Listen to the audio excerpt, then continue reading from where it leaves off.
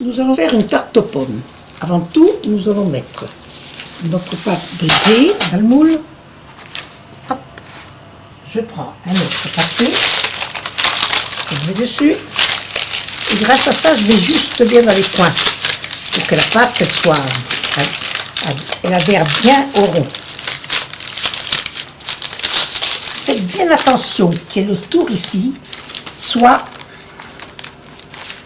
bien debout.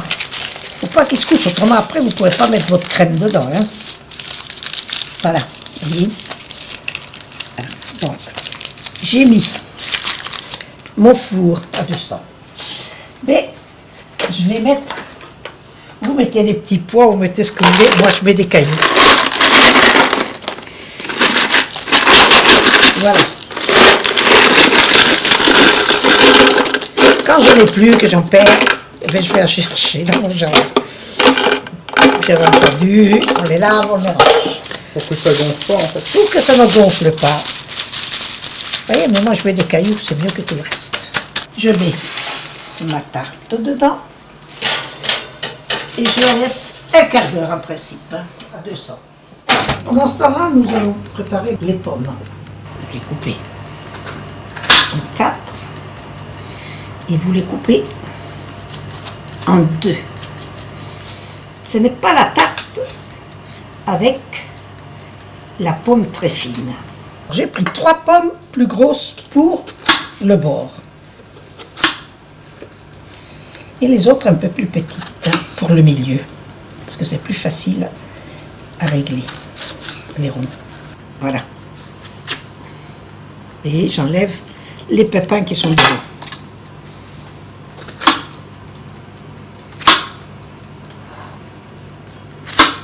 La tarte étant grande, je peux mettre 3 œufs pour la seule raison que je vais vous dire. C'est des petits œufs que j'achète. Des plaques de 30, beaucoup moins chers que les autres. Et je les trouve très bien pour la pâtisserie. Parce que j'aime bien que ça soit 3 belles cuillères. Et je laisse fondre le sucre. Et là, j'ajoute de la crème. Il faut mélanger tout de suite un peu pour que ça s'assimile bien. Nous allons aussi préparer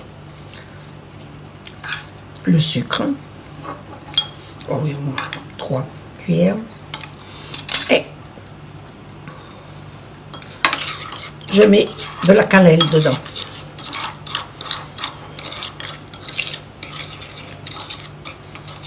Voilà. Encore un peu. Voilà, nous allons donner un petit coup d'œil pour voir si la pâte... Oui, au bord, elle a l'air bien. Alors, nous allons faire une chose.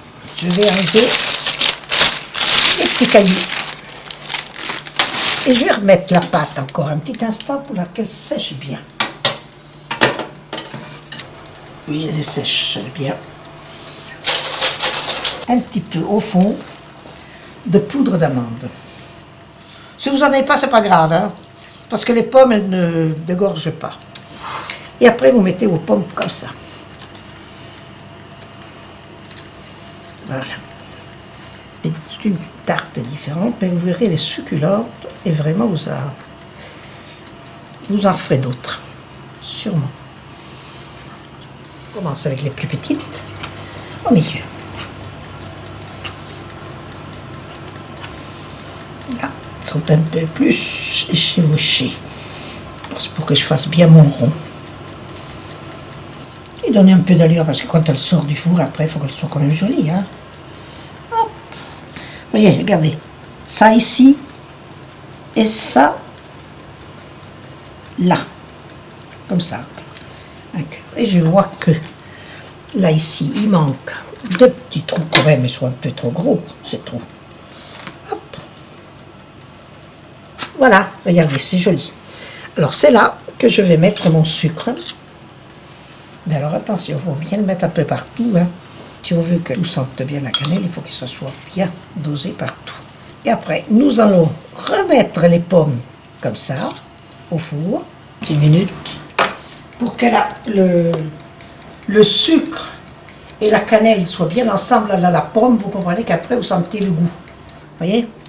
Ça rentre un tout petit peu, mais pas complètement. Alors, je fais une chose, moi, toujours. Le blanc d'œuf ne se dissout pas comme j'aime.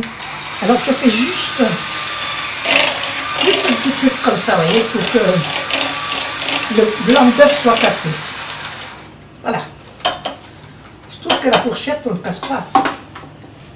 Et là, maintenant, surtout avec une louche, pour que toutes les pommes soient bien arrosées sur tout ça.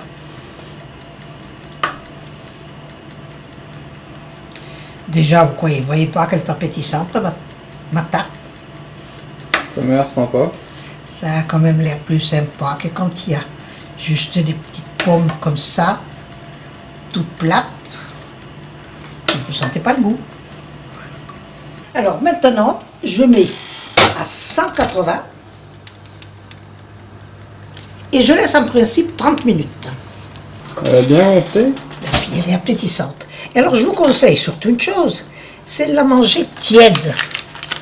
Parce que je vais vous dire, tiède, elle est bien meilleure. Vous voyez, c'est pas la tarte comme les autres, à mon avis. Là, vous sentirez la pomme, vous sentirez le goût de la sauce que j'ai mis autour. Et c'est très bon. Mais tiède, c'est excellent. Vous voyez, vous pouvez faire ça. 8 personnes, je vous assure, 8 personnes, oui, que ça en deux, ne sont pas volées. Vous pouvez même faire un peu plus. J'espère que j'aurai de bonnes nouvelles de votre part. Car moi, j'essaye de faire le maximum pour vous faire plaisir. Et surtout apprendre à celles qu'elles ne savent pas de faire de la cuisine. À très bientôt.